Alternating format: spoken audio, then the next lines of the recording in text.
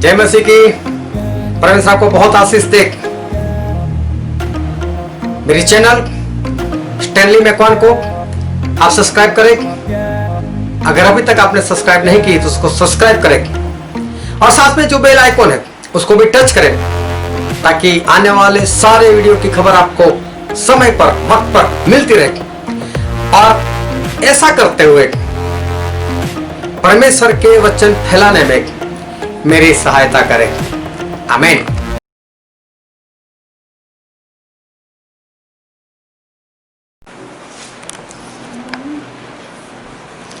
हाँ, परमेश्वर के वचन की ओर चले और बाइबल से नीति वचन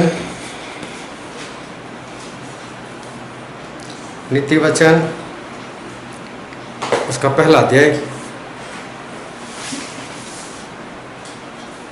नीति वचन 1 और 1 से 6 पद।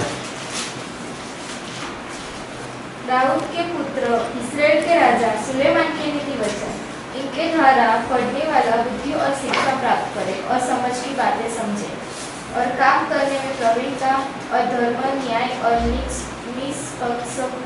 निष्पक्षता की शिक्षा पाए, कि भोलों को चतुराई और जवान को ज्ञान और विवेक मिले, कि बुद्धिमान सुनकर अपनी विद्या बढ़ाए और समझदार बुद्धि का उपदेश पाए, जिससे वे नीति वचन और दृष्टांत को और बुद्धिमानों के वचन और उनके रहस्यों को समझे। परमेश्वर पिता का वचन हमारे लिए बहुत ही आशीषित है और परमेश्वर पिता का वचन सच्चा है। और बाइबल में लिखा है, यदि सच्चाई को जानोगे तो सच्चाई तुम्हें आज़ाद करेगी। आज एक बार फिर बहुत ध्यान से परमेश्वर के वचन को सुनना, ताकि परमेश्वर जो कहना चाहते हैं उसको हम समझ सके, ग्रहण कर सके और उसके अनुसार हम चल सके। जब यूसुफ वो मिस्र देश के अंदर गुलाम बनने के बाद जेल के अंदर थे, और उस वक्त जो वहाँ फिरौन था, वहाँ का राजा, उस फिरौन को एक सपना आया। और फिरौन को जो सपना आया था उसके कारण उसने लोगों को बुलाया और लोगों से कहा कि मुझे जो सपना आया है उसका मतलब बताओ। लेकिन फिरौन के सपने का मतलब जो है वो कोई नहीं बता पाया।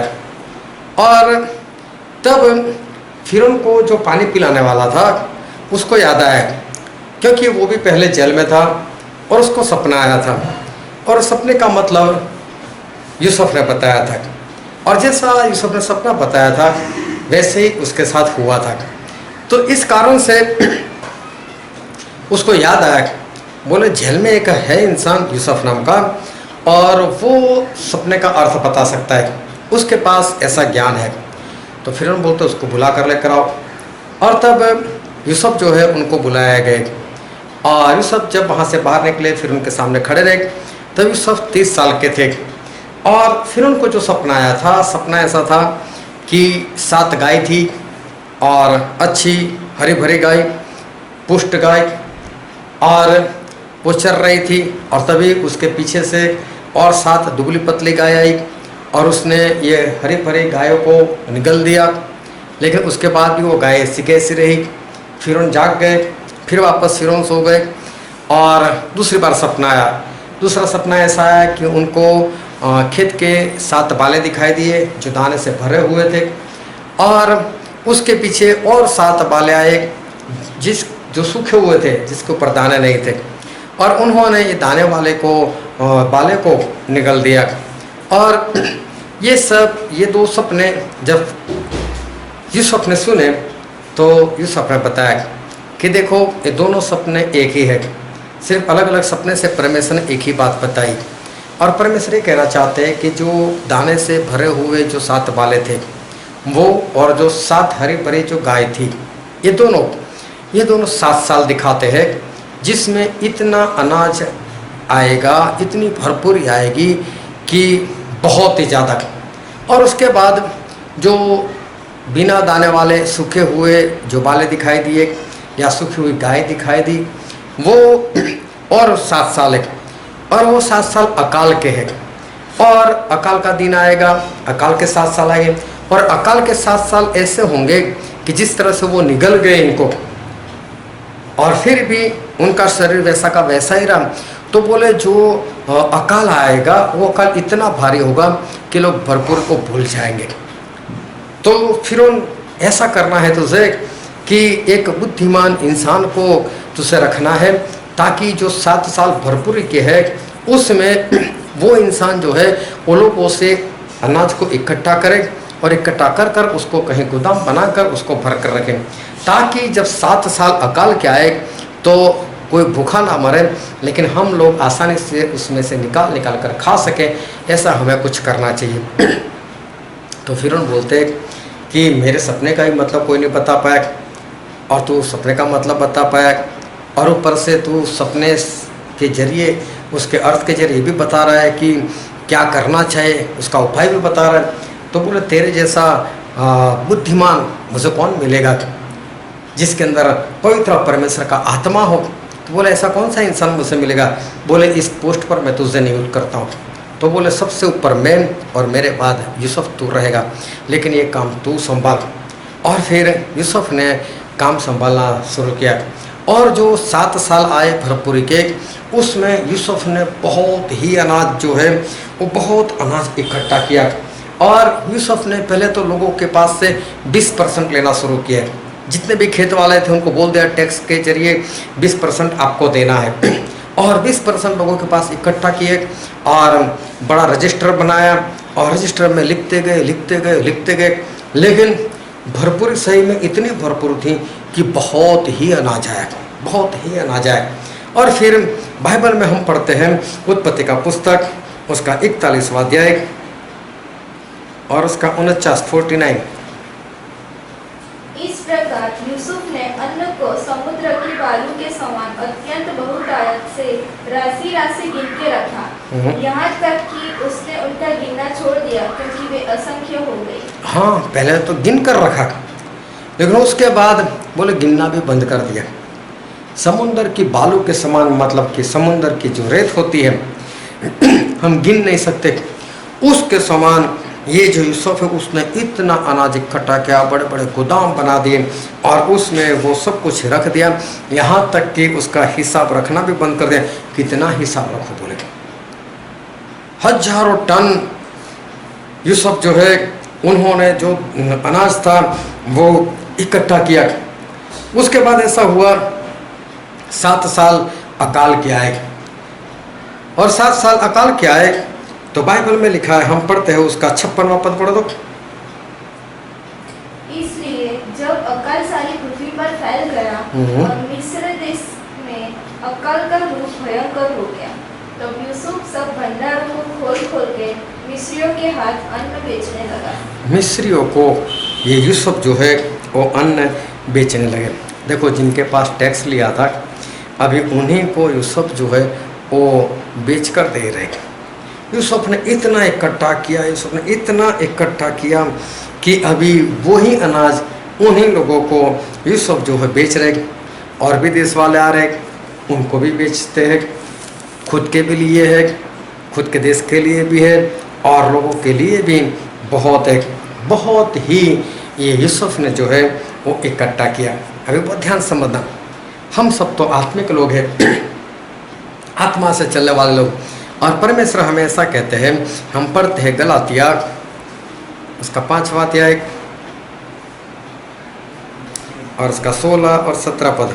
पर मैं कहता हूँ आत्मा के अनुसार चलो, तो तुम शरीर की लालसा किसी रीति से पूरी न करोगे। हाँ, परमेश्वर कहते हैं कि आत्मा से चलो, मतलब शरीर से ना चलो। आत्मा से चलोगे तो शरीर की लालसा को किसी भी तरह से पूरी नहीं करोगे, और क्योंकि शरीर आत्मा के विरुद्ध में और आत्मा शरीर के विरुद्ध में लालसा करता है, और ये एक दूसरे के विरोधी है। हाँ, परमेश्वर का वचन ऐसा कहता है कि आत्मा और शरीर ये दोनों एक दूसरे के विरोधी है, और इसलिए परमेश्वर का वचन ऐसा कहता है कि आत्मा से चलो। अभी आत्मा से चलो, मतलब जो आत्मिक लोग हैं वो आत्मा से चलते हैं, जो शारीरिक लोग हैं वो शरीर से चलते हैं। और फिर बाइबल में लिखा है रोमन उसका 8वां अध्याय और उसका 13वां पद। शरीर के अनुसार दिन काटोगे तो मरोगे, यदि आत्मा से देखी क्रियाओं को मारोगे तो जीवित रहोगे। हाँ, यहाँ पर परमेश्वर कहते हैं कि आत्मा से शरीर को मार दो। शरीर के कामों को परमेश्वर बोलते हैं आत्मा से तुम लोग शरीर के कामों को मार दो। फिर कुलुस्सी में लिखा है, कुलुस्सी उसका 3रा अध्याय उसका 5वां पद, इसलिए अपने उन अंगों को मार डालो जो पृथ्वी पर है, अर्थात व्यभिचार, अशुद्धता, दुष्ट कामना, बुरी लालसा और लोभ को, जो मूर्ति पूजा के बराबर है। हाँ, परमेश्वर कहते हैं कि आत्मा से शरीर के कामों को मार दो। अभी देखो, हम आत्मिक लोग और आत्मिक लोगों के लिए परमेश्वर का वचन ये कहता है कि आत्मा से चलो, और परमेश्वर बोलते हैं आत्मा से शरीर के कामों को मार दो। आत्मा से शरीर के कामों को मार दो। अभी देखो, आत्मा और शरीर दोनों साथ में रहते, दोनों एक दूसरे के विरोधी है, लेकिन परमेश्वर ऐसा बोलते हैं कि आत्मा से शरीर के कामों को मार दो। तो आत्मा शरीर के कामों को कब मारेगा? आत्मा शरीर के कामों को तब मार पाएगा जब आत्मा शरीर से बलवान होगा। तो अगर आत्मा शरीर से बलवान नहीं है तो शरीर आत्मा के कामों को मार देगा। और इसलिए जो परमेश्वर की आज्ञा हमें कहती है कि शरीर के कामों को मार दो और आत्मा से मार दो, तो वो तभी हो सकता है कि जब इंसान का आत्मा जो है वो शरीर से बलवान हो। अगर इंसान का आत्मा वो अगर शरीर से बलवान नहीं है तो वो कभी भी शरीर के कामों को नहीं मार सकता। और इसलिए आत्मा जो है वो बलवान होना चाहिए।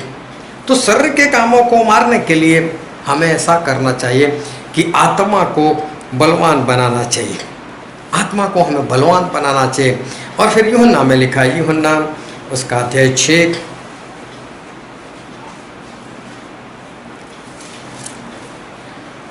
और उसका 35वां पद। यीशु ने उनसे कहा, जीवन की रोटी मैं हूँ, जो मेरे पास आता है वह कभी भूखा न होगा। परमेश्वर कहते हैं प्रभु यीशु जीवन की रोटी मैं हूँ, मतलब प्रभु यीशु जो है वो जीवन की रोटी है। फिर उसके पहले अध्याय में लिखा है, यूहन्ना 1 और 1 और 2, आदि में वचन था और वचन परमेश्वर के साथ था और वचन परमेश्वर था। हाँ, यहाँ पर लिखा है आदि में वचन था, वचन परमेश्वर के साथ था और वचन परमेश्वर था। ये जो वचन है वो प्रभु यीशु की बात की है, वो प्रभु यीशु की बात की है। तो प्रभु यीशु जो है वो वचन है। और फिर प्रकाशित वाक्य में लिखा है, प्रकाशित वाक्य उसका 19वां अध्याय और उसका 13वां पद, वो लहू छिड़का हुआ वस्त्र पहने है और उसका नाम परमेश्वर का वचन है। हाँ, यहाँ प्रभु यीशु के बारे में लिखा है उनका नाम परमेश्वर का वचन है। प्रभु यीशु वो जीवन की रोटी और प्रभु यीशु ही परमेश्वर का वचन। इसका मतलब प्रभु यीशु जो है वो वचन है, मतलब कि उत्पत्ति से लेकर प्रकाशित वाक्य तक जो वचन है वो प्रभु यीशु है, क्योंकि उनका नाम परमेश्वर का शब्द है। दूसरी बात कि प्रभु यीशु ही जीवन की रोटी है। इसका मतलब ये हुआ कि उत्पत्ति से लेकर प्रकाशित वाक्य तक जो परमेश्वर का वचन है वो ही जीवन की रोटी है। तो जीवन की रोटी जो है वो ये हमारे पास जो बाइबल है वो ही है, और ये हमारे आत्मा का भोजन है। बाइबल जो है ये जीवन की रोटी जो है, ये परमेश्वर का शब्द जो है वो हमारे आत्मा का भोजन है। ये हमारे आत्मा की खुराक है। वो हमें इतना खाना है कि हम इसका हिसाब भी ना रख सके, क्योंकि जिस तरह से उस यूसुफ के वक्त भरपूरी थी वैसे ही भरपूरी का वक्त जो है वो चल रहा है। परमेश्वर का वचन हमें मिल रहा है। तो भरपूरी के वक्त उस यूसुफ ने क्या किया? यूसुफ ने इतना अनाज इकट्ठा किया कि पहले हिसाब रखा और फिर हिसाब रखना ही छोड़ दिया। क्योंकि आता गया, भरते गए, हिसाब रखना ही बंद हो गया। हमें भी बाइबल इतना खाना है, इतना खाना है कि हम बाइबल का हिस्सा भी रखना छोड़ दें। मैंने 1 बार पढ़ा, मैंने 2 बार पढ़ा, मैंने 4 बार पढ़ा, मैंने 10 बार पढ़ा, लेकिन फिर गिनते गिनते थक गए। इतना बाइबल जो है वो हमें खाना है, ताकि जब अकाल का वक्त आए तब हम अच्छे से जीवन जो है वो जीवन हम जी सके। लेकिन ज़्यादातर लोग कैसे मालूम है, ये बाइबल पढ़ने में, बाइबल खाने में ज़्यादातर लोग जो है वो आलसी होते हैं। एक भाई साहब मुझसे मिले, मुझसे बोलते हैं कि आपको बाइबल में से कौन सा पुस्तक बढ़िया लगता है। मैंने बोला देखो, बाइबल उत्पत्ति से लेकर प्रकाशित वाक्य तक परमेश्वर का वचन है, सब कुछ परमेश्वर ने लिखा है। अभी मैं उनमें से एक भी वचन को ऐसा नहीं कह सकता ये मुझे ज़्यादा पसंद है और ये पसंद नहीं, क्योंकि सभी परमेश्वर का है। तो मैं ऐसा नहीं कह सकता। बोले नहीं, फिर भी आपको कौन सा पसंद है। मैं बोला ऐसा कुछ नहीं है, सारा परमेश्वर का वचन, मैं बोल ही नहीं सकता। बोले मुझे तो प्रेरितों के काम बहुत पसंद है। मैंने बोला क्यों। तो बोले एक तो उसमें 28 अध्याय है, 1 महीना 30 दिन का होता है, या तो फिर 31 का होता है, लेकिन फरवरी तो 28 दिन का होता है। हर रोज़ एक पढ़ो तो 1 महीना निकल जाता है। दूसरी बात, उसमें स्टोरी के समान है, बोले तो मज़ा आता है पढ़ने में, कहानी के जैसा है, इसलिए पढ़ने में मज़ा आता है। वो बार बार अगर पढ़ता है तो प्रेरितों के काम में पढ़ता है। अब उसको दूसरी कौन सी बात पता चलेगी, उसको कोई बात पता नहीं चलेगी। एक बहन ने एक बार पूछा, बोला आपको बाइबल से कौन सा पुस्तक जो है पसंद है। मैंने उनको भी वही उत्तर दिया। बोले मुझे तो भजन संहिता बहुत पसंद है। मैंने बोला क्यों। बोले उसकी लिखावटी अलग तरह की है, ऐसे बाइबल घुमाओ और तुरंत मिल जाता है भजन संहिता। और बोले इतने छोटे छोटे अध्याय न, बस पढ़कर रख दो। बोले उसको इसके लिए पसंद है, उसकी लिखावट अच्छी लगती है, और छोटे छोटे अध्याय और अध्याय बस ऐसे पढ़कर उसको रख दो। बाइबल जो है वो हमारे आत्मा की खुराक है।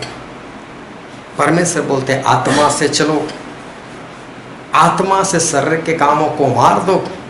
लेकिन आत्मा से शरीर के कामों को मारेंगे कब, जब आत्मा बलवान होगा। अगर आत्मा बलवान ही नहीं तो फिर आप शरीर के कामों को मार कैसे पाओगे। अगर शरीर बलवान है तो, और आत्मा को बलवान बनाना है तो क्या करना है, उसको ज़्यादा खिलाना है। तो आत्मा को क्या खिलाना है, ये जीवन की रोटी, ये बाइबल का वचन। जितना ज़्यादा खाओगे इतना आपका आत्मा मजबूत होगा, और तभी आप शरीर को और शरीर के कामों को जो है वो मार पाओगे। लेकिन लोग इतने आलसी है कि बाइबल को जिस तरह से पढ़ना चाहिए तो उस तरह से पढ़ते नहीं। जबकि हमें तो बाइबल जो है वो तो हमें खाना है, क्योंकि आमोस भविष्यवक्ता के पुस्तक में ऐसा लिखा है। आमोस उसका 8वां अध्याय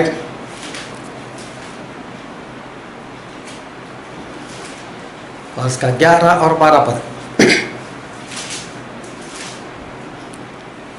परमेश्वर यहोवा की यह वाणी है, देखो ऐसे दिन आते हैं जब मैं इस देश में महंगी करूंगा। हाँ, मैं इस देश में महंगी करूंगा, मतलब महंगाई बढ़ जाएगी, और सही शब्द है कि अकाल पड़ेगा। उसमें न तो अन्न की भूख, हाँ, यहाँ अन्न का अकाल नहीं होगा, और न पानी की प्यास होगी, ना पानी का अकाल होगा, परंतु यहोवा के वचनों के सुनने की भूख प्यास होगी। हाँ, लेकिन परमेश्वर के वचन सुनने का अकाल होगा।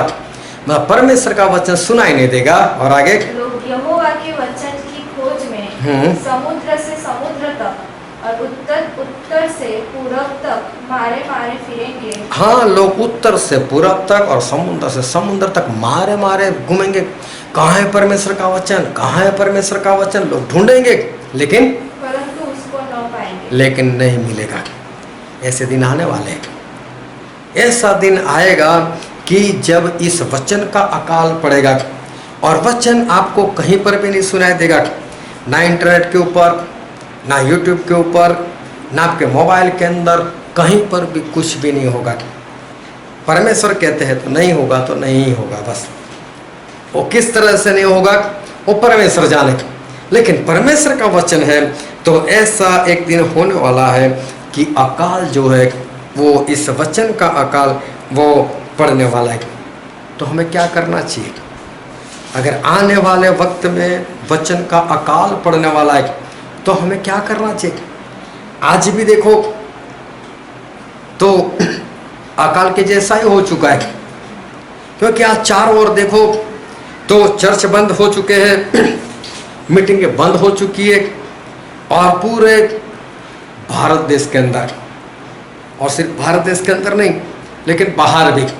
लेकिन हम भारत देश की बात करें तो आज पूरे भारत में पूर्व से पश्चिम और उत्तर से दक्षिण तक सभी जगह पर चर्च और मीटिंग के ऊपर पाबंदी लग चुकी है। अब गवर्नमेंट ने चर्च खोलने को अनुमति दे दी, लेकिन एक बार में सिर्फ 10 लोग।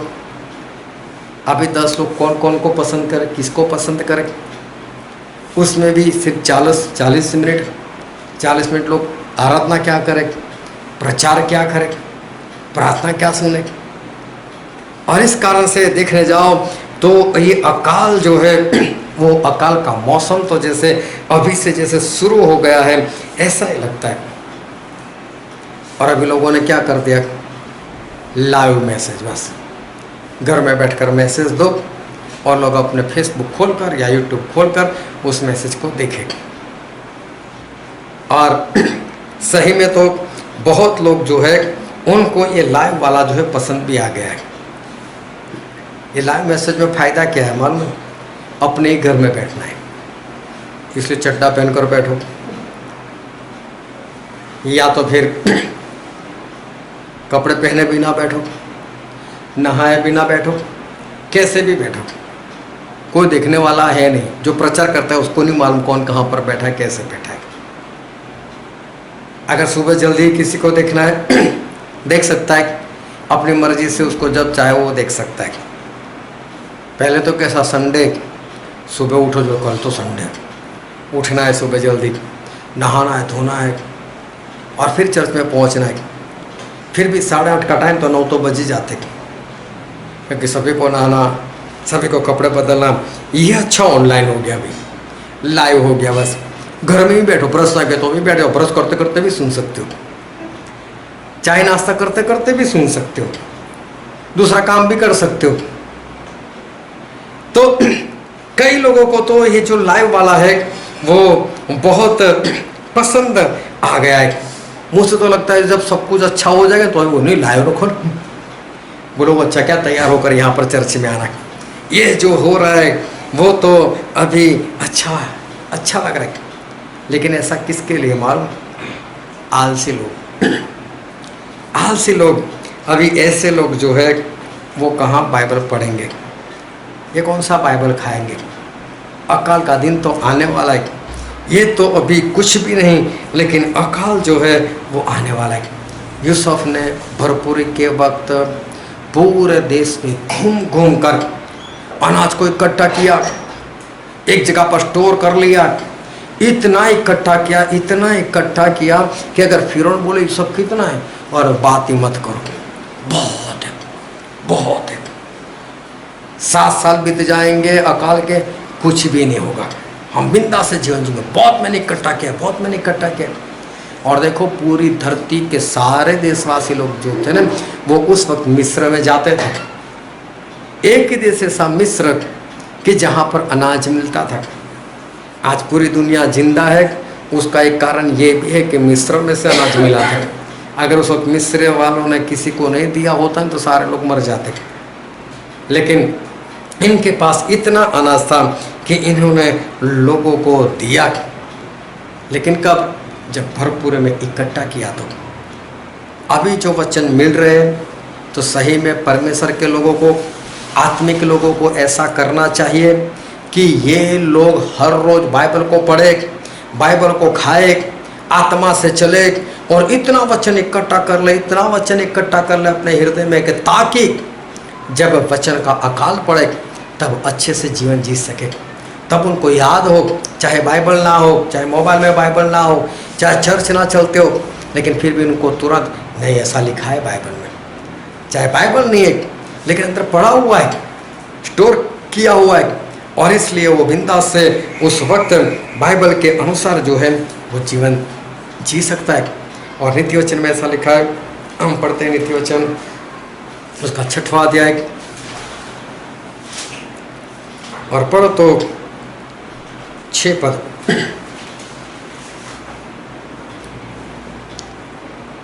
हे आलसी, चींटियों के पास जा। हाँ देखो, ऐसे जो आलसी लोग जो आज वचन नहीं खा रहे, बाइबल नहीं पढ़ रहे, उसको भरपूर के वक्त में इकट्ठा नहीं कर रहे, ऐसे लोगों को परमेश्वर क्या बोलते हैं? हे आलसी। और ध्यान से समझना, ये ऐसे ही आलसी लोगों की बात की जो बर्तन साफ करने में या कपड़े धोने में या नहाने में जो आलस करता है ना, उसकी बात नहीं है।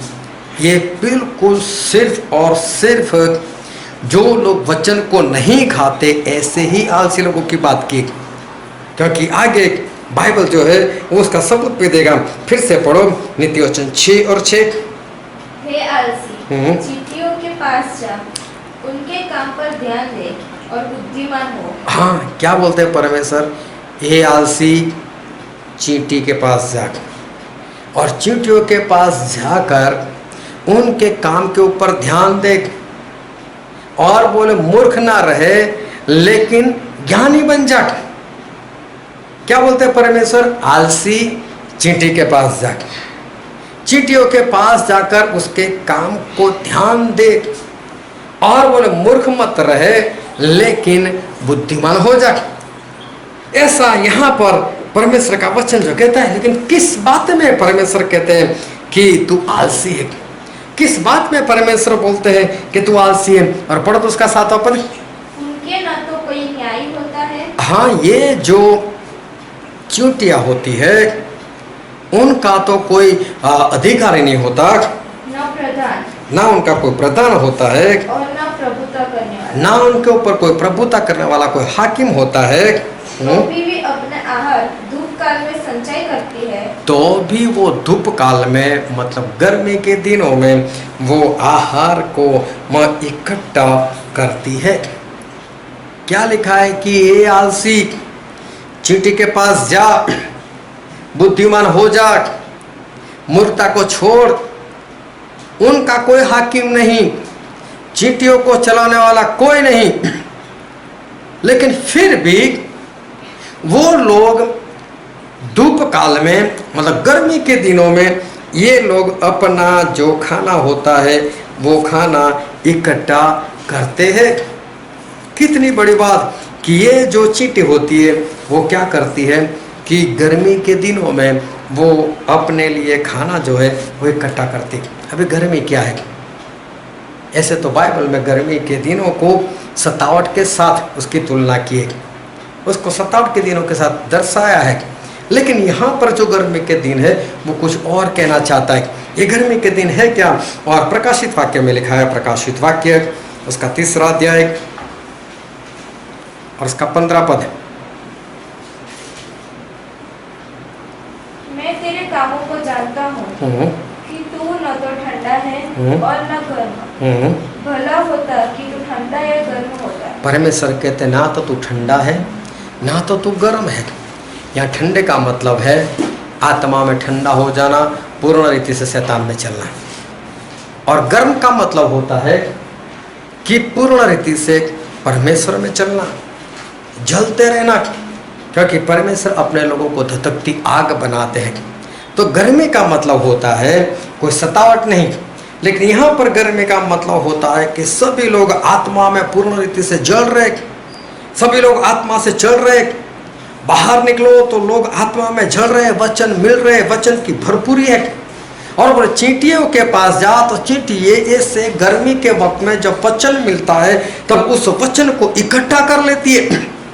तो सही में जो चींटी होती हो तो अपने लिए खाना इकट्ठा करते हैं, लेकिन परमेश्वर बोलते कि चींटी के पास जा, उससे सीख कि जिस तरह से वो गर्मी में वो अपने लिए अनाज जो है, खाना जो है वो इकट्ठा कर लेते हैं, तो परमेश्वर बोलते तुम चींटी के पास जाकर सीखो। बोलो उनसे कि गर्मी के दिनों में मतलब कि लोग जल रहे, आत्मा में बढ़ रहे, वचन मिल रहे भरपूरी है, तब बोले उसको पालो, इकट्ठा कर लो। क्योंकि जो चींटी होती है वो सर्दी में बाहर नहीं निकल सकती। चींटी जो है वो सर्दी को बर्दाश्त नहीं कर सकती। और फिर नीति वचन में लिखा है, हम पढ़ते हैं उसका 30वां अध्याय, नीति वचन 30 और उसका 25वां पद। चींटियां निर्बल जाति तो है। हाँ, चींटी कैसी है? निर्बल जाति, मतलब वो लोग बलवान नहीं है। कैसे दिखती है चींटी? अगर समझो कि हमारे घर में 10,000 चींटी आ जाए, हम डर कर भागेंगे? चाहे 10,000 क्या 10 लाख आए तो भी हम नहीं भागने वाले, हम उसको आसानी से मार सकते। बोले इतनी निर्बल, इतनी कमजोर जो है वो चींटी होती है, वो कोई बलवान जाति नहीं है।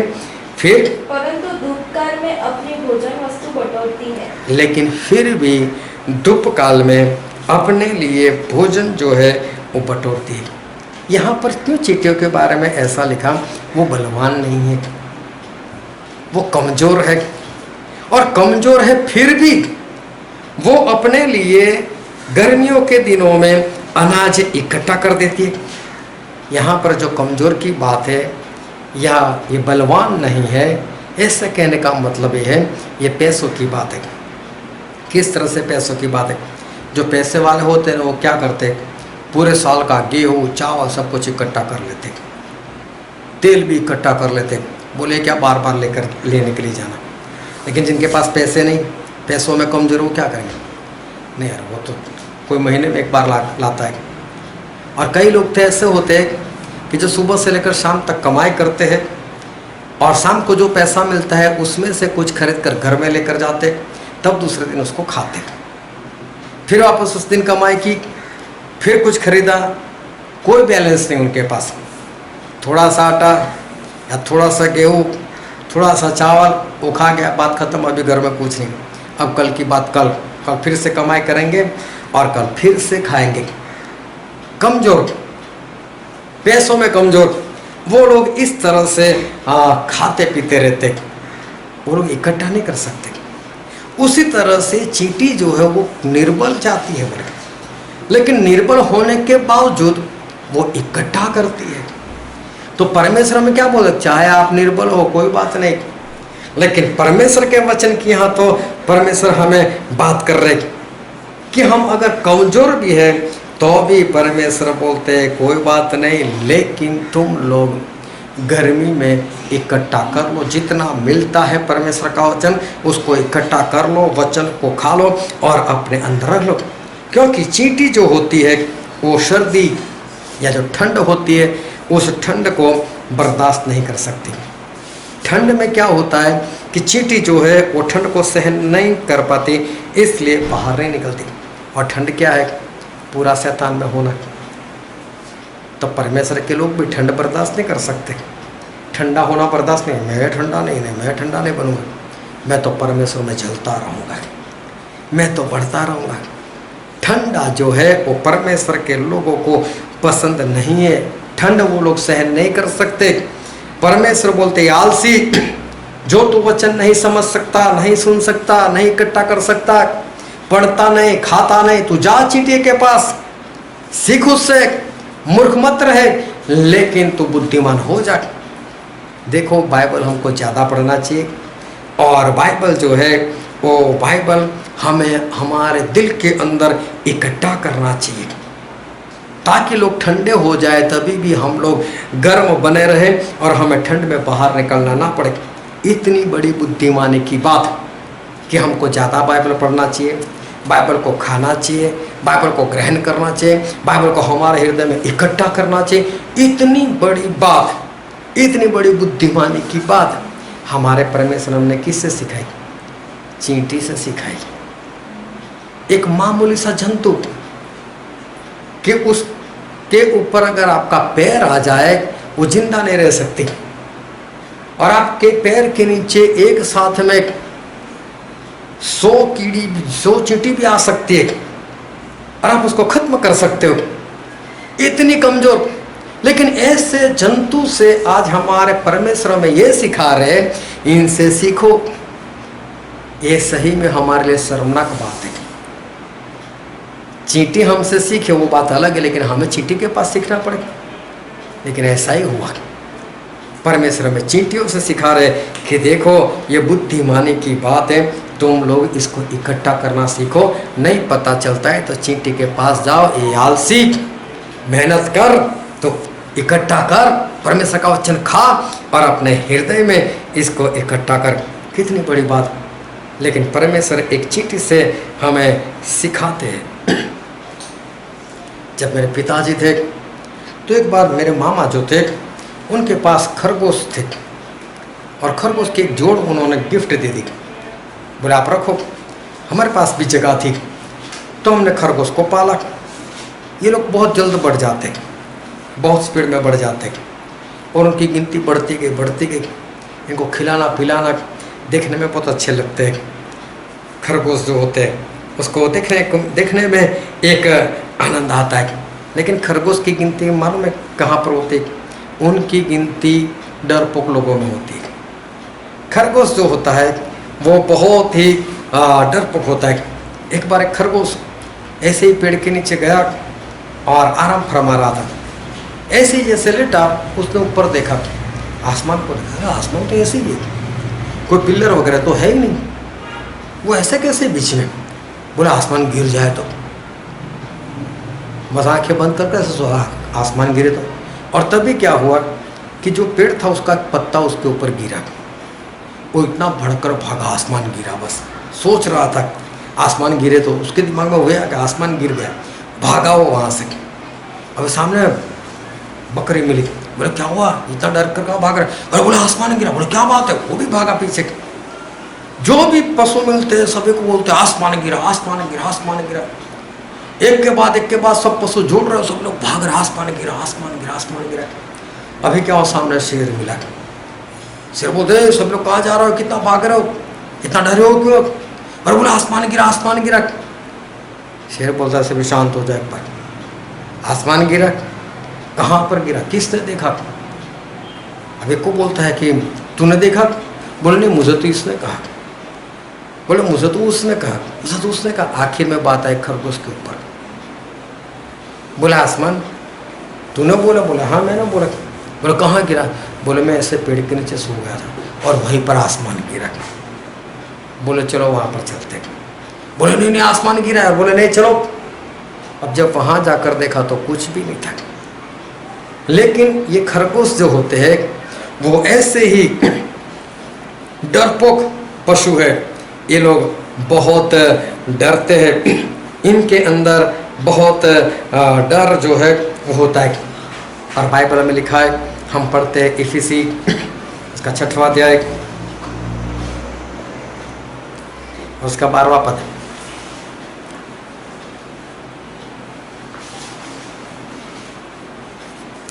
क्योंकि हमारा यह मल्लयुद्ध लहू और मांस से नहीं, परंतु प्रधानों से और अधिकारियों से और इस संसार के अंधकार के हाकिमों से और उस दुष्टता की आत्मिक सेनाओं से है जो आकाश में है। बाइबल में लिखा है कि हमारा जो युद्ध है वो किसके साथ है?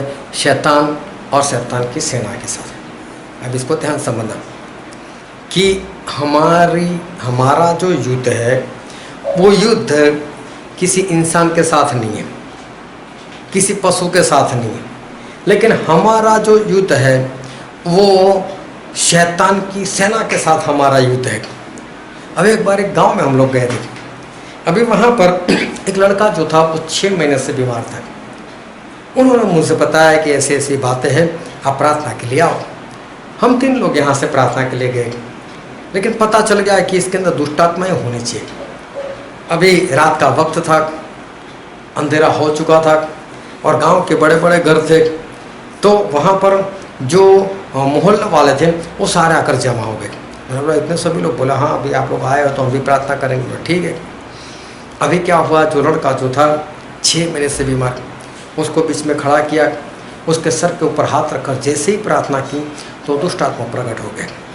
और दुष्ट आत्मा प्रकट हो ऐसे जोरों से बस इतना किया और मैंने देखा तो पूरा हॉल खाली हो गया। सारे लोग जहाँ से रास्ता मिला सभी लोग भाग गए। अरे मैं लोग भागते कहाँ हो? ये तो हम इसके सामने खड़े, लेकिन आप कहाँ भाग रहे हो? कई लोग इस खरगोश के समान डरपोक होते, परमेश्वर बोलते हैं कि हमारा तो युद्ध है इसके साथ। किसके साथ? शैतान के साथ हमारा युद्ध है। हमें तो उसके साथ लड़ना है, लेकिन ये तो सब खाली हो गया। ये तो कुछ नहीं, ये तो बेचारे हम विश्वासी लोग थे, हम लोग थे। लेकिन एक जगह पर तो सेवक लोग चले गए प्रार्थना के लिए, और वो लोग वहाँ पर चले गए और दुष्टात्मा प्रकट हो गया। वो सारे के सारे जूते भी नहीं पहनने के लिए रहे, वो सारे के सारे भाग गए और दूसरों के सामने हंस हंस कर बात करें, बोले हम तो ऐसे भागे ना, हम तो ऐसे भागे ना। अरे शैतान के साथ, उसकी सेना के साथ वो तो हमारा युद्ध है।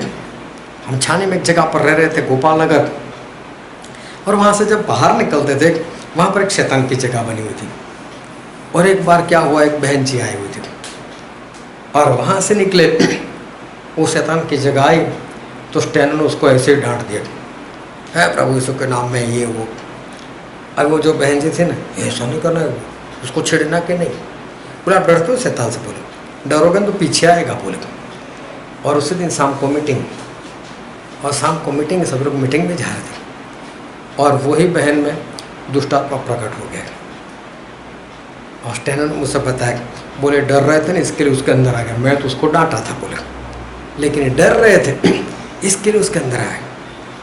ये कोई डरने वाली बात नहीं, इसके साथ तो हमारा युद्ध है। लेकिन लोग जो है, लोग डरते। बीमारियां है क्या?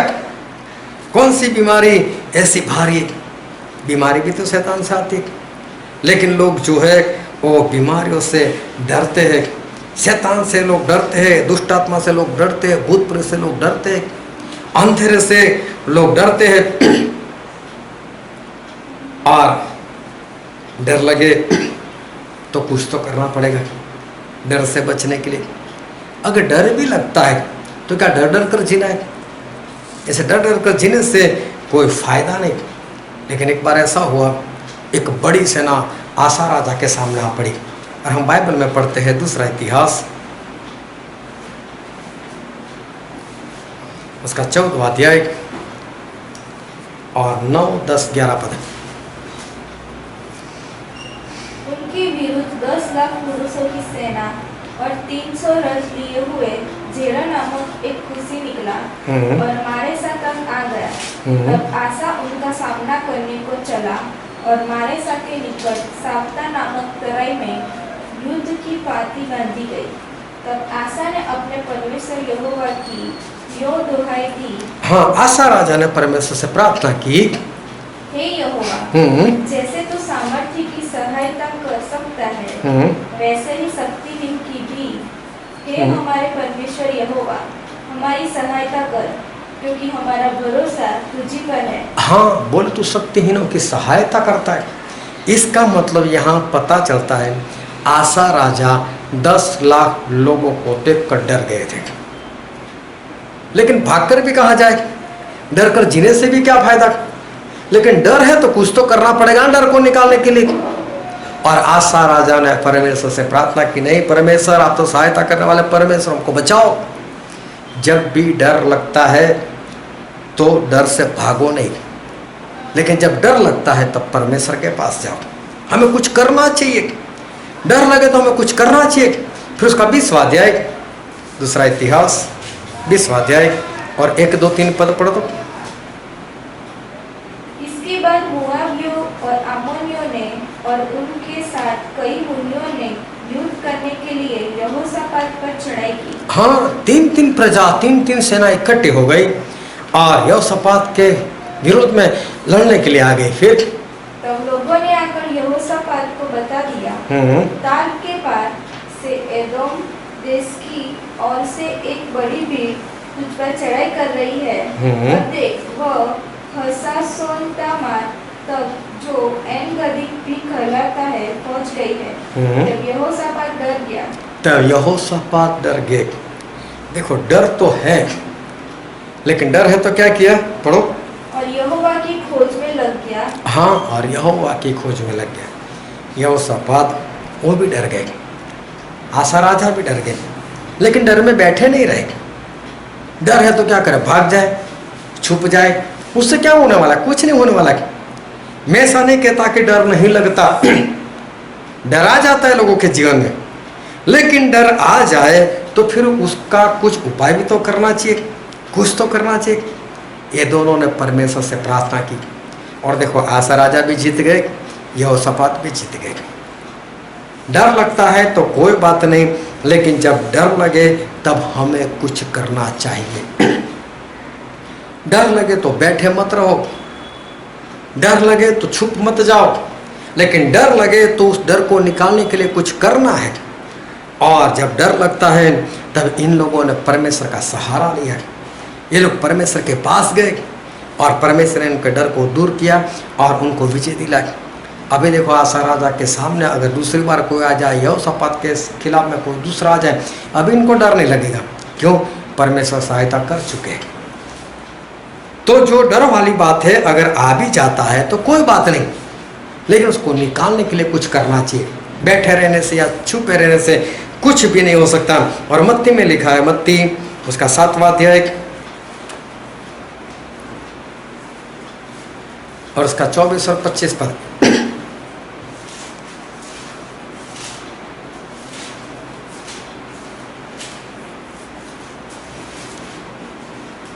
इसलिए जो कोई मेरी ये बातें सुनकर उन्हें मानता है, हाँ, प्रभु यीशु ऐसा कहते हैं कि जो कोई मेरी बात सुनता भी है और उसको मानता भी है, वह उस बुद्धिमान मनुष्य के समान ठहरेगा, वो तो उस बुद्धिमान मनुष्य के समान ठहरेगा जिसने अपना घर चट्टान पर बनाया। जिसने अपना घर चट्टान पर बनाया। जो प्रभु यीशु की आज्ञा को सुनता भी है और मानता भी है, प्रभु यीशु उनको बुद्धिमान कहते हैं।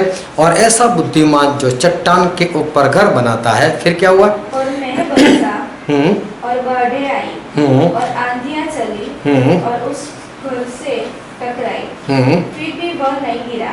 हाँ, परमेश्वर बोलते हैं कि चट्टान के ऊपर उसने घर बनाया और फिर क्या हुआ? बरसात आया, बाढ़ आई, आंधी आई, तूफान आया और सब कुछ इस घर से टकराए। ऐसा नहीं हुआ कि घर से नहीं टकराए, कि तो पहाड़ के ऊपर बनाया हुआ है, चट्टान के ऊपर बनाया हुआ है, हम वहां पर नहीं जा सकते, ऐसा नहीं, सभी कुछ वहां पर हुआ, लेकिन घर हिला नहीं। और ये चट्टान क्या है? किसके ऊपर इंसान को घर बनाना चाहिए? और पहले कुरिन्थी में लिखा है, पहला कुरिन्थी उसका 10वां अध्याय उसका 4था पद।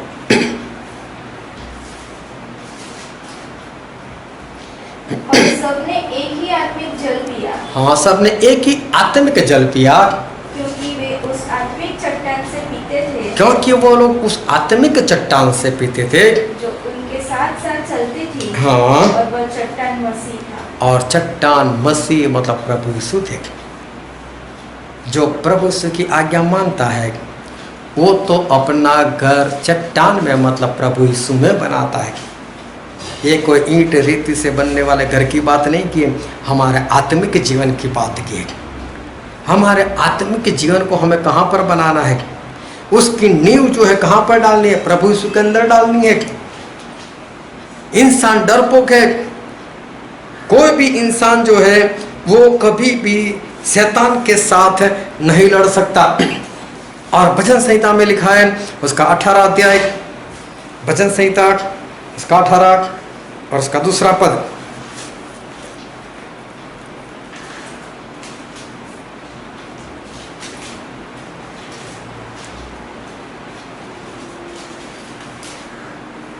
यहोवा मेरी चट्टान, यहोवा मेरी चट्टान और मेरा गढ़, और मेरा गढ़, और मेरा छुड़ाने वाला है। हाँ, यहोवा मेरी चट्टान है बोले। फिर उसका 31वां पद पढ़ो।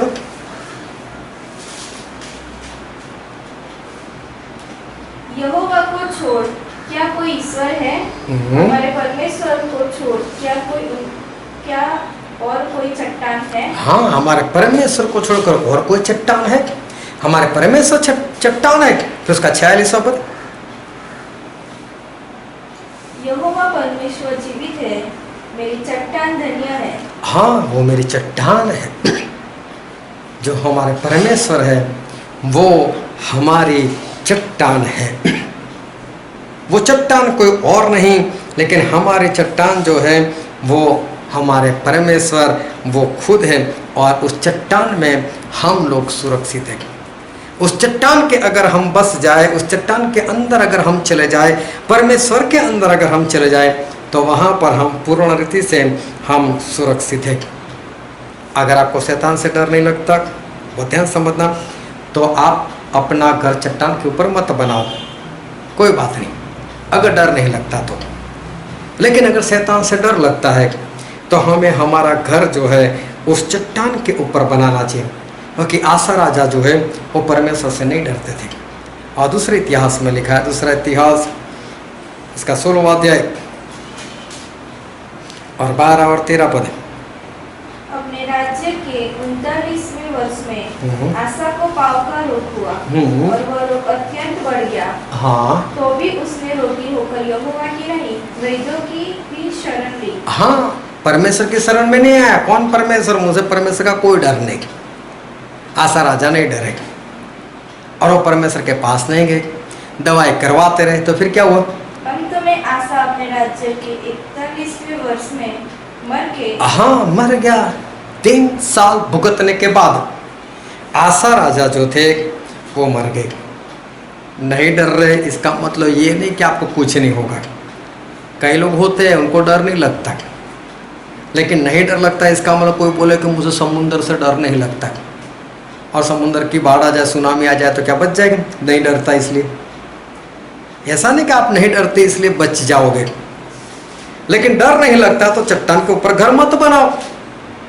लेकिन उसके बाद कोई जिंदा नहीं रहने वाला, उसके बाद जो है वो मरने वाले तो है। गोलियत मर गए, लेकिन क्या दाऊद से डरते थे? वो दाऊद से नहीं डरते थे। तो नहीं डरते थे इसका मतलब ये हुआ कि बच गए। तो ये मत समझना कि अगर हम डरते नहीं तो हमें किसी की जरूरत नहीं और हम बच जाएंगे। अगर शैतान से आप डरते नहीं, मुझे भूत प्रेत का कोई डर नहीं लगता, मुझे शैतान का कोई डर नहीं लगता, कोई बात नहीं, मैं तो अंधेरे में 1 बजे 2 बजे कहीं पर भी घूम सकता हूँ, तो घूमो, कोई बात नहीं।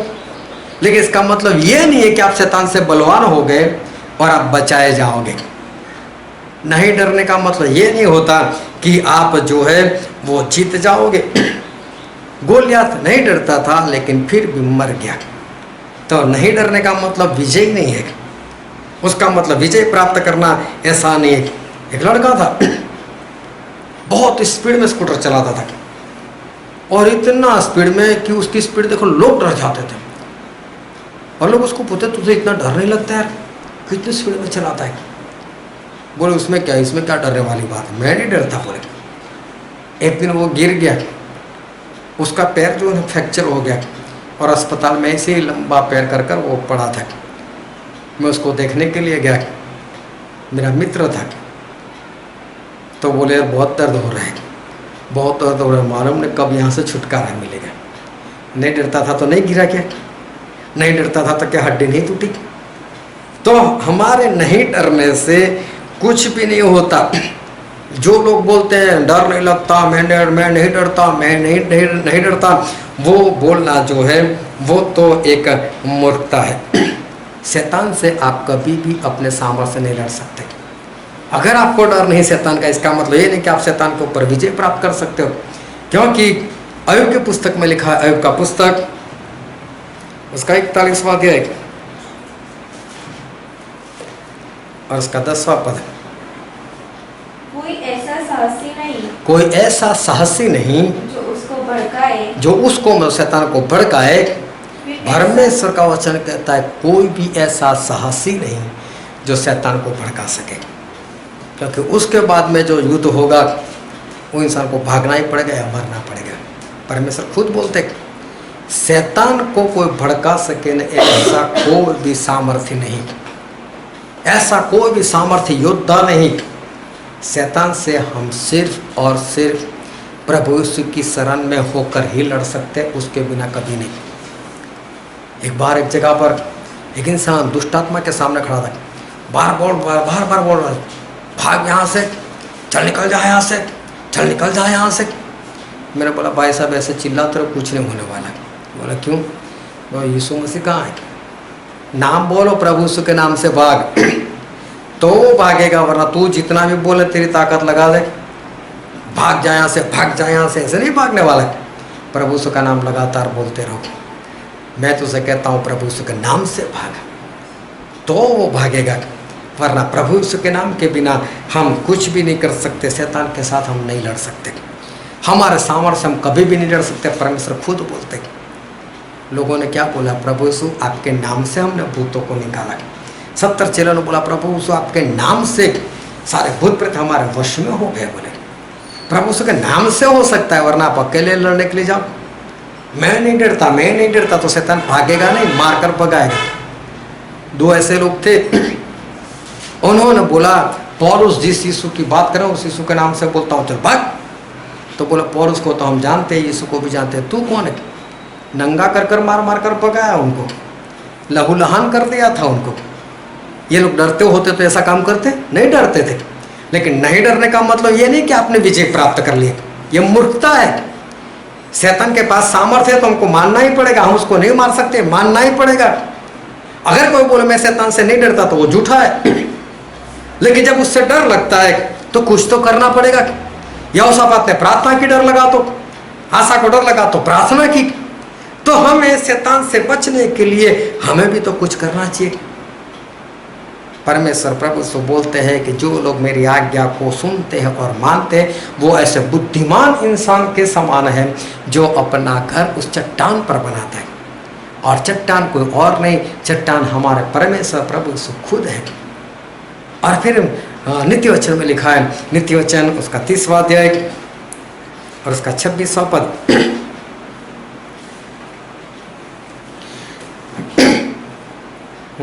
बिज्जू बलि जाती नहीं। कौन? बिज्जू, बिज्जू मतलब खरगोश। बलि जाती नहीं। हाँ, ये बड़ी जाति नहीं है, तो भी उनकी मांदें पहाड़ों पर होती है। हाँ, फिर भी वो कहाँ पर रहते हैं? बोले पहाड़ों में गुफा बना कर रहते हैं, चट्टान में रहते हैं लोग। खरगोश जो है वो भी बोले कमजोर डरपोक पशु है, लेकिन अपना घर कहाँ पर बनाते हैं? चट्टान में बनाते हैं। देखो प्रभु आज यही हमको सिखा रहे, एक खरगोश से सिखा रहे। बोले तुम लोग भी डरपोक हो, तुम पर शैतान के साथ नहीं लड़ सकते, और इसलिए अपना जो घर है वो घर चट्टान में, मतलब मेरे अंदर बनाओ। कितनी बड़ी बात। लेकिन परमेश्वर किससे सिखा रहे? खरगोश से सिखा रहे। बाइबल हर रोज खाना चाहिए, उसको हृदय में इकट्ठा करना चाहिए। परमेश्वर किससे सिखा रहे? चींटी से सिखा रहे। बड़ी बड़ी बुद्धिमानों की बात हमारे परमेश्वर छोटे छोटे जंतु से वो हमें सिखा रहे। जब इज़राइल के लोग वो गुलाम बने हुए थे और फिरौन जो है उनको आज़ादी नहीं देते थे, परमेश्वर एक के बाद एक के बाद एक के बाद बहुत सारे विपत्ति मूसा के जरिए वहाँ पर लेकर आए। लेकिन एक बार परमेश्वर ने सब बोला था, हम पढ़ते हैं निर्गमन का पुस्तक उसका 10वां अध्याय और उसका 4 और 5 पद।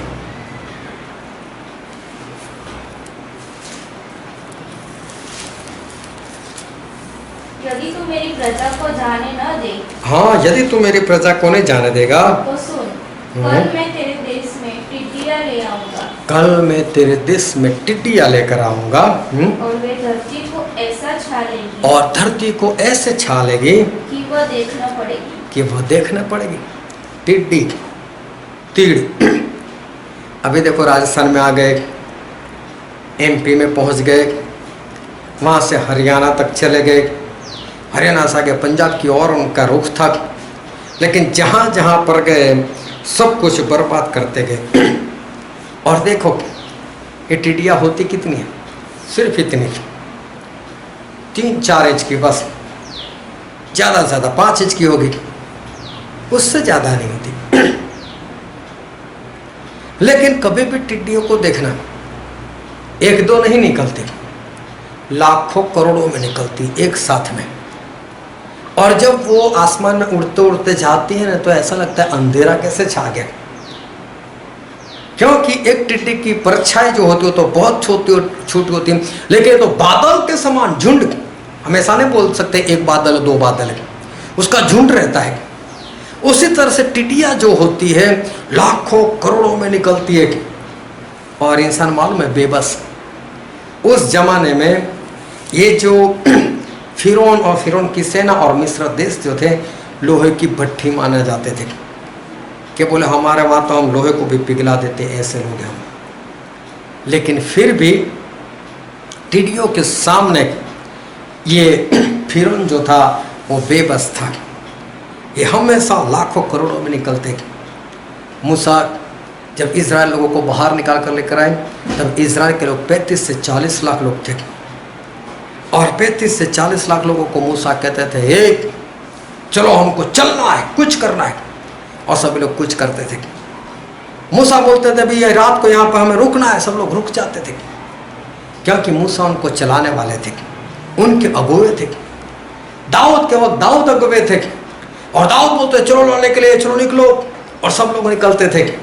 और दाऊद बोलते बैठ जाओ, और सब लोग बैठ जाते थे, क्योंकि ये उनके राजा थे। लेकिन टिड्डियों का कोई राजा होता है? तो फिर लाखों करोड़ों में कैसे एक साथ में निकल जाती होगी? वो ध्यान समझना। कभी आप है ना एक मीटिंग रखना अकेले, और ज़्यादा नहीं, उसमें 100 इंसानों को इकट्ठा करना। 100 लोगों को इकट्ठा करते करते ऐसा हो जाएगा जैसे नाक के ऊपर से पानी चला गया। 100 लोगों को इकट्ठा करना बहुत बड़ी बात है। सभी को फ़ोन करो, मैसेज करो, उसके बाद पूछो आओगे। और इतनी छोटी सी बात में मालूम लोग क्या बोलते हैं? मैं घंटे के बाद बताता हूँ, मैं शाम को बताता हूँ। अरे तो कोई बात है? हाँ या ना बोल दे, मीटिंग ही तो है, और कौन सी बड़ी बात है? ये लोगों को इकट्ठा करने वाली बात जो है वो हंसी खेल नहीं है। लेकिन टिड्डियाँ जो होती है वो लाखों करोड़ों में एक साथ जो है वो निकल पड़ती है। मुझे ये नहीं पता चलता कि इतनी टिड्डियों को कौन एसएमएस करता होगा, या तो कौन उनको कॉल कर कर बोलता होगा कल सुबह 10 बजे बस निकलना है यहाँ से राजस्थान की ओर, और सभी लोग एक साथ में निकल जाते। कैसे? इनका तो कोई भी राजा नहीं होता, लेकिन फिर भी ये लोग साथ में निकलते।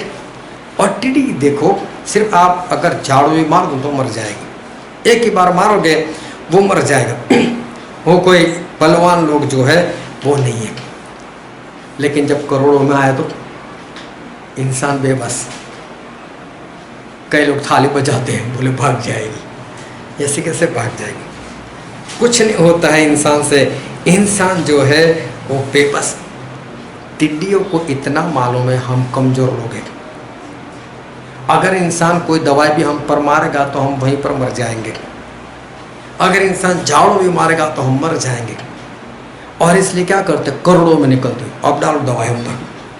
कहाँ से लेकर आए, कितनी दवाई लेकर आए, कैसे मारे इसको?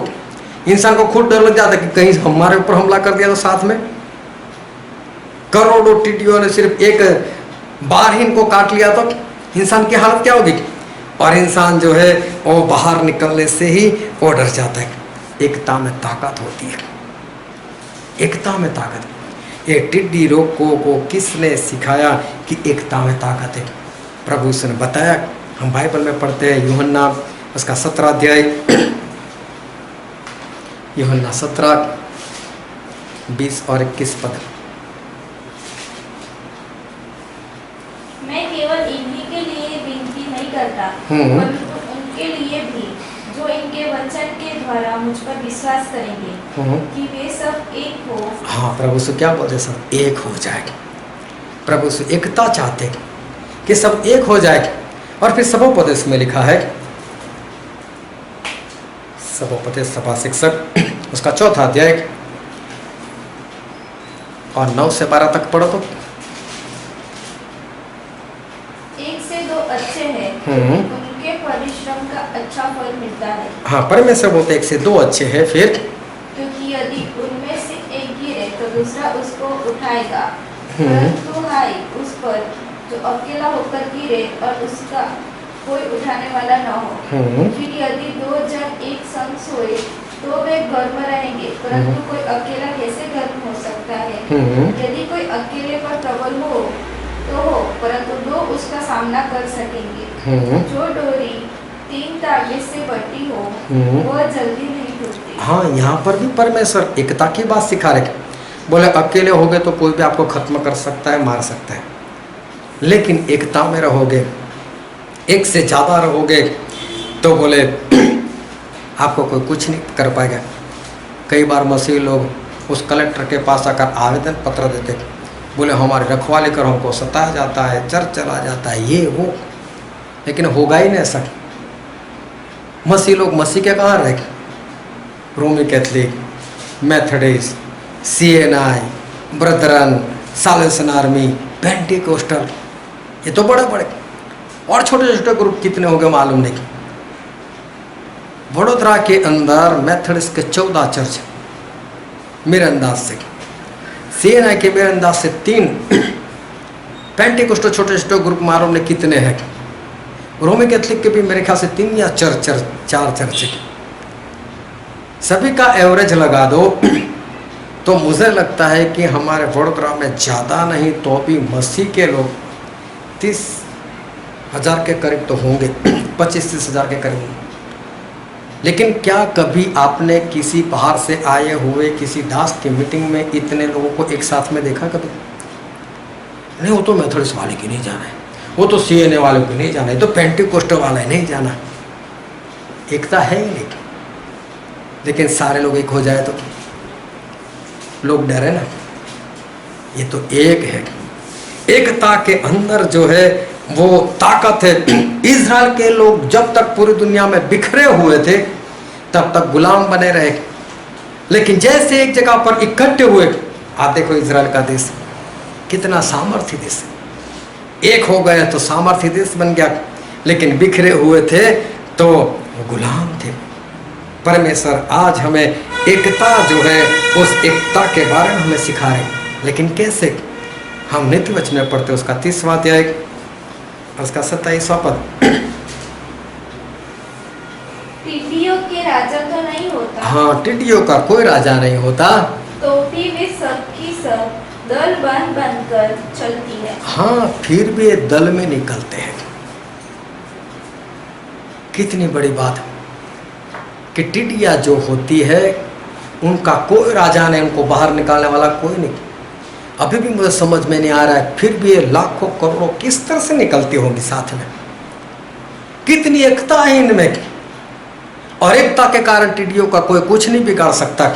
चाहे पूरा खेत खत्म कर दे, पूरी फसल खत्म कर दे, कोई कुछ भी नहीं कर पाता उनका। बस बेबस होकर से देखते रहते छोटे छोटे जंतु को। और आज हमारे परमेश्वर ये एकता वाली बात जो है वो सिखाने के लिए टिड्डियों की बात कर रहे हैं। देखो, बड़ी बड़ी बातें हमारे परमेश्वर हमको सिखा रहे, लेकिन छोटे छोटे जंतु से सिखा रहे। चींटियों के पास जाओ तो पता चलता है कि बाइबल कितना पढ़ना चाहिए, कितना खाना चाहिए। चींटियों से सीखने को मिलता है। खरगोश के पास जाओ तो पता चलता है कि डर कर रहने से जीवन नहीं जाएगा। इससे अच्छा है कि चट्टान पर मतलब परमेश्वर के अंदर अपना घर बना लो, वो बचाएंगे। टिड्डियों के पास जाओ तो पता चलता है कि एकता के अंदर कितनी ताकत है। एलिया भविष्यवक्ता आम इंसान, लेकिन पहले राजा में लिखा है, पहला राजा उसका 17 अध्याय उसका पहला ही पद।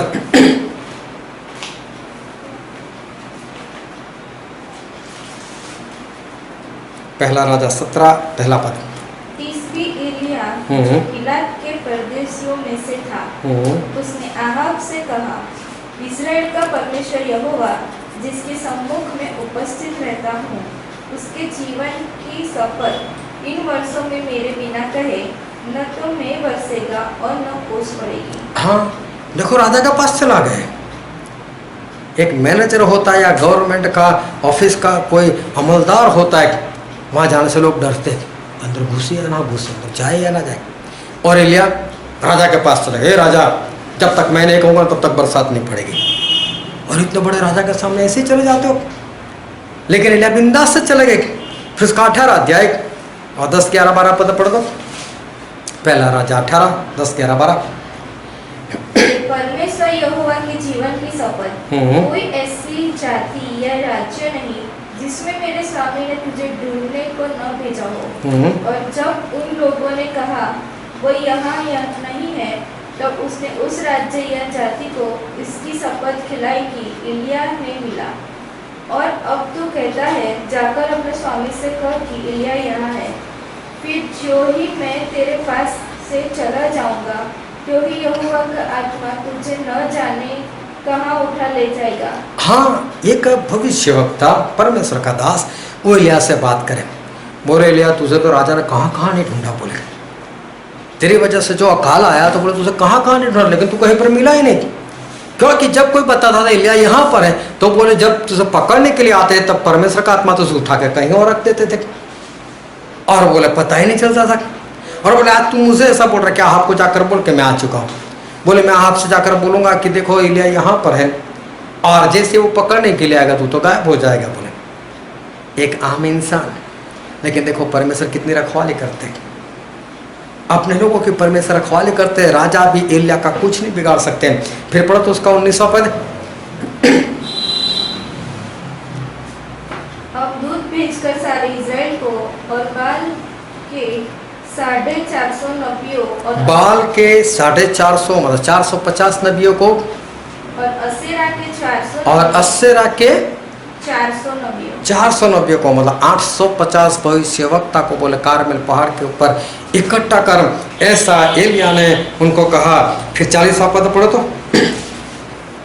एलिया ने उनसे कहा, बाल के नबियों को पकड़ लो, उनमें से एक भी छूटने न पाए। तब उन्होंने उनको पकड़ लिया, और एलिया ने उन्हें नीचे किशन के नाले में ले जाकर मार डाला। देखो अकेले एलिया ने सभी लोगों को खत्म कर दिया, लेकिन एलिया थे कैसे? उसका 19वां अध्याय, पहला राजा 19 उसका 4था पद।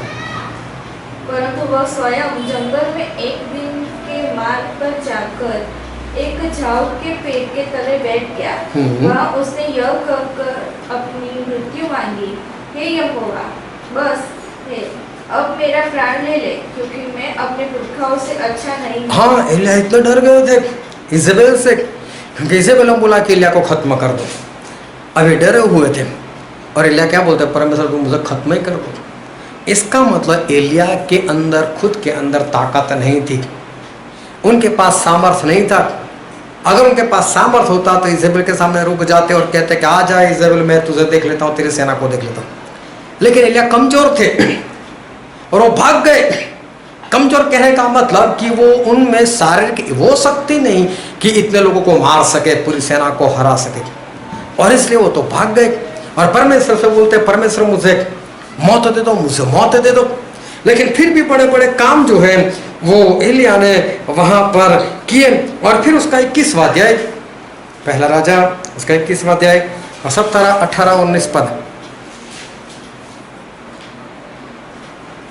यहोवा का यह वचन तीसरी एलिया के पास पहुंचा, चल सोमरोन में रहने वाले इज़राइल के राजा आहाब से मिलने को जा। वह तो नाबोत की दाख की बारी में है, उसे अपने अधिकार में लेने को वह वहां गया है। और उससे यह कहना कि यहोवा योग करता है, क्या तूने घात किया और अधिकारी भी बन बैठा? फिर तू उससे यह भी कहना कि यहोवा योग कहता है, जिस स्थान पर कुत्तों ने नाबोत का लहू चाटा, उसी स्थान पर कुत्ते तेरा भी लहू चाटेंगे। अबे देखो एलिया वापस राजा के सामने खड़े हो गए और बोले, जिस जगह पर तूने उस नाबोत को मारा है ना, और उसका लहू कुत्ते लोगों ने चाटा ना, बोले तेरा लहू भी उसी तरह से चाटेंगे। कितनी बड़ी बात है, एक इंसान और राजा के सामने बोलना है। और देखो हम देख गए कि एलिया के अंदर इतनी शक्ति नहीं है, वो भी डरते, लेकिन जब परमेश्वर कहते तो बिंदास से सामने खड़े जाओ, देखी जाएगी। और देखो वो अहाब कभी भी एलिया को मार सकते हैं, लेकिन जब तक परमेश्वर की मर्जी नहीं, परमेश्वर के दास को कोई कुछ भी नहीं कर सकता।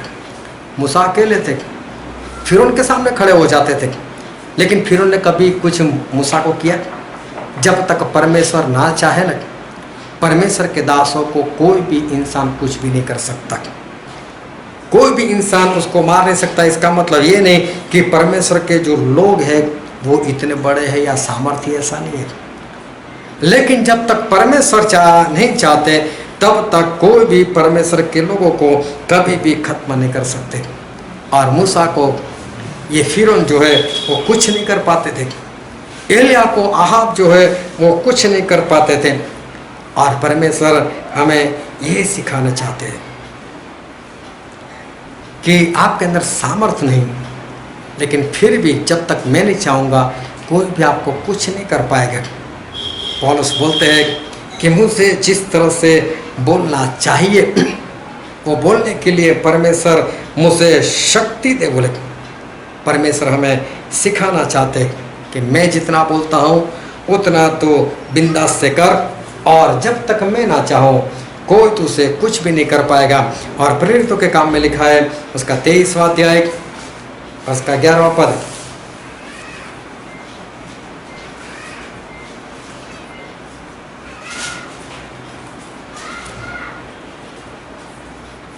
उसी रात प्रभु ने उसके पास खड़े होकर कहा, हाँ परमेश्वर ने पौलुस से बात की, हे पौलुस ढाढ़स बांध, क्योंकि जैसे तूने यरूशलेम में मेरी गवाही दी वैसे ही तुझे रोम में भी गवाही देनी होगी। हाँ बोलो जिस तरह से तूने गवाही दी है वैसे यहाँ पर भी गवाही देनी पड़ेगी। मतलब परमेश्वर पौलुस से कहना चाहते हैं पौलुस बोलना, तो बिंदास से बोलना मैं हूँ बस।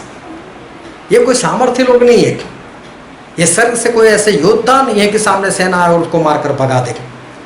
लेकिन जब तक परमेश्वर नहीं चाहेंगे ना तब तक आपको कुछ नहीं होगा। परमेश्वर ये कहना चाहते हैं बिंदास से रहो, बिंदास से जीवन जियो। मैं जितना कहता हूँ उतना बिंदास से करो। जब तक मैं नहीं चाहूँगा तब तक कोई भी आपको कुछ नहीं कर पाएगा। कई बार लोग डरते हैं, लोगों से सुसमाचार कहने से डरते, परमेश्वर की बात कहने से डरते, लेकिन परमेश्वर आज समझा रहे हैं, हमको सिखा रहे हैं कि जब तक मैं नहीं चाहूँगा कुछ भी नहीं होगा, इसलिए तू डर मत। देखो एलिया भाग गए थे, इसका मतलब एलिया के अंदर वो शक्ति नहीं कि एलिया पूरी सेना को मार सके। लेकिन जब जब परमेश्वर ने कहा वो खड़े हो भी गए, और देखो एलिया को कोई हाथ नहीं लगा पाए। इसका मतलब ये है कि जब तक परमेश्वर नहीं चाहेंगे तब तक हमें कोई कुछ भी नहीं कर पाएगा। इसलिए हमें पूरे सामर्थ्य के साथ परमेश्वर का काम है वो करना है। किसी के भी आगे परमेश्वर के वचन बोलना है, हमें डरना नहीं है, क्योंकि जब तक परमेश्वर नहीं चाहेंगे सामने वाला हमको कुछ भी नहीं कर सकता। लेकिन ये बात परमेश्वर हमें कैसे सिखाते हैं?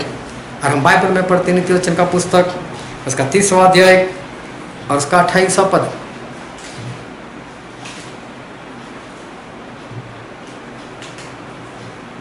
और छिपकली हाथ से पकड़ी तो जाती है। हाँ, छिपकली हाथ से पकड़ी जाती है, मतलब वो कोई बलवान नहीं है। वो अगर आपके घर में निकले तो हम उसको ऐसे हाथ से मार सकते, इतना आसान है उसको मारना। वो बलवान नहीं है, सामर्थ्य नहीं, लेकिन क्या लिखा है? तो भी राजभवनों में रहती है, लेकिन फिर भी राजा के घर में रहती। वो डरती है कि राजा का घर में ना जाऊं। मैं जब तक परमेश्वर नहीं चाहेंगे कुछ भी नहीं होगा। परमेश्वर छिपकली से हमें सिखा रहे, बोले छिपकली को हाथ से पकड़ी जाती फिर भी राजा के घर में चले तो तुम लोग क्यों डरते हो? जाओ, मैं जहाँ पर भेजूँ वहाँ पर जाओ, मैं जो भी बोलने का कहता हूँ बोलो। जब तक मैं नहीं चाहूँगा तब तक कुछ भी नहीं होगा। 4 बातें हमने यहाँ पर देखी। एक पहली बात, वचन को अपने हृदय में इकट्ठा करो। दूसरी बात हमने जो सीखी कि चट्टान के अंदर अपना घर जो है वो घर बनाओ। तीसरी बात हमने जो सीखी वो है एकता की, कि एकता में रहो। और चौथी बात हमने सीखी हिम्मत रखो। ये 4 बातें जो है वो चारों बातों को हमने देखा, लेकिन ये 4 बातें जो है वो हमारे परमेश्वर ने हमें कहाँ से सिखाई। एक बार फिर से पढ़ते हैं नीति वचन इसका 30वां अध्याय और 25 से पढ़ो तो। चींटियां निर्बल जाती है परंतु धूपकार में अपनी भोजन वस्तु बटोरती है। हाँ, परमेश्वर बोलते हैं जिस तरह से चींटी अपना अनाज अपना खुराक इकट्ठा करती है तुम भी करो। बाइबल पढ़ना चाहिए, बाइबल को हमारे हृदय में इकट्ठा करना चाहिए। ये चींटी से सीखा है। फिर बिच्छू बढ़ी जाती नहीं हाँ, तो भी मतलब खरगोश बड़ी जाति नहीं। तो भी उनकी मानदेय पहाड़ों पर होती है। हाँ, फिर भी उनका जो घराना है वो तो पहाड़ों में होता है। तब परमेश्वर तुम भी कौन से बड़े हो, लेकिन चट्टान में मतलब मेरे अंदर अपना घर बनाओ। फिर टिड्डियों के राजा तो नहीं होता। हाँ, टिड्डियों का कोई राजा नहीं होता। तो भी वे सब दल बन कर चलती है। हाँ, फिर भी लाखों करोड़ों में दल बनाकर निकलती है, एकता में रहती है। तो प्रभु टिड्डियों से सिखा रहे एकता में रहो। फिर और छिपकली हाथ से पकड़ी तो जाती है। हाँ, मतलब कमजोर है, सामर्थ्य नहीं है, तो भी राजभवनों में रहती है। लेकिन फिर भी राजभवन में रहती है। परमेश्वर बोलते तो फिर तुम डरते क्यों, बोले जब तक मैं नहीं चाहूँगा कुछ भी नहीं होगा। मतलब हिम्मत रखो। ये बात हमारे परमेश्वर ने किससे सिखाई, इस छिपकली से सिखाई। और उसका 24वां पद पढ़ो तो। पृथ्वी पर 4 छोटे जंतु है। हाँ, पृथ्वी पर 4 छोटे जंतु हैं। इन चारों को परमेश्वर क्या बोलते हैं, छोटी छोटी बातें। ये तो छोटे छोटे जंतु, लेकिन जो अत्यंत बुद्धिमान है। लेकिन अत्यंत बुद्धिमान। देखो इतने बुद्धिमान कौन कौन, चींटी, खरगोश, टिड्डी और छिपकली, चारों 4 छोटे छोटे जंतु। लेकिन परमेश्वर बोलते फिर भी इतने बड़े बुद्धिमान है कि परमेश्वर बोलते उनके पास जाकर सीखो। छोटे लोग लेकिन बड़ी बड़ी बातें। आज हमारे परमेश्वर ने बुद्धिमानी की बातें इस 4 जंतुओं से हमको सिखाई। और जो वचन आज हमने पढ़ा था नीति वचन, उसका पहला ही अध्याय, और पढ़ो तो उसका पहला ही पद। दाऊद के पुत्र इज़राइल के राजा सुलेमान के नीति वचन। सुलेमान ने नीति वचन लिखे। हाँ, इनके द्वारा पढ़ने वाला बुद्धि और शिक्षा प्राप्त करे। हाँ, इससे बुद्धि मिलती है। ये किस लिए लिखा गया, बुद्धि मिलती है हमको। मतलब परमेश्वर आज हमें ज्ञान देना चाहते हैं, किसके जरिए, चींटी के जरिए। क्या सिखाना चाहते हैं, जिस तरह से वो अनाज इकट्ठा करती है, आपके आत्मा का खुराक है बाइबल है, उसको इकट्ठा कर लो। वो अकाल आए उससे पहले उसको इकट्ठा कर लो। प्रभु उसने आज हमको सिखाया उनके वचन से, और साथ में खरगोश से सिखाया। वो भी डरपोक है, लेकिन अपना घर पहाड़ में बनाता है, चट्टान में बनाता है। तुम भी डरपोक हो, तुम शैतान के सामने लड़ नहीं सकते, लेकिन चट्टान में अपना घर बनाओ, कुछ नहीं होगा, शैतान आपका कुछ नहीं कर पाएगा। तीसरी बात परमेश्वर ने सिखाई, एकता में रहो, लेकिन किससे, टिड्डियों से सिखाई। और चौथी बात परमेश्वर ने सिखाई, हिम्मत रखो, किससे, छिपकली से। ये इसलिए लिखा गया ताकि हमें बुद्धि मिले। 4 छोटे छोटे जंतु, लेकिन बड़ी बड़ी बुद्धिमानी की बातें आज हमें सिखा गए। और ये मत समझना कि मैं तो इंसान इसका ना मानूं। उनसे सीखो, बुद्धिमान हो जाओ, ताकि स्वर्ग राज्य के वारिस बन सको। आओ हम हमारे आंखों को बंद करें और हमारे मस्तकों को प्रभु से आगे झुकाए। जो राजाओं के राजा है, जो प्रभु के प्रभु है। मेरे प्रियो, हमारे परमेश्वर ने आज बुद्धिमान की बात सिखाई है। हम बुद्धिमान कैसे हो सकते हैं, लेकिन 4 छोटे जंतु के, चींटी, खरगोश, टिड्डी और छिपकली से हमको सिखाया। मेरे प्रियो, घमंड मत करो, इनसे सीखो, ऐसे जंतु सीखो जिन्होंने आज बड़ी बड़ी बातें हमें सिखाई है, जो हमारे आत्मिक जीवन के लिए बहुत ही बड़ी है। ये समझने के लिए, ग्रहण करने के लिए, उसके अनुसार चलने के लिए प्रभु की कृपा हम सभी पर होने पाए। Thank you Jesus.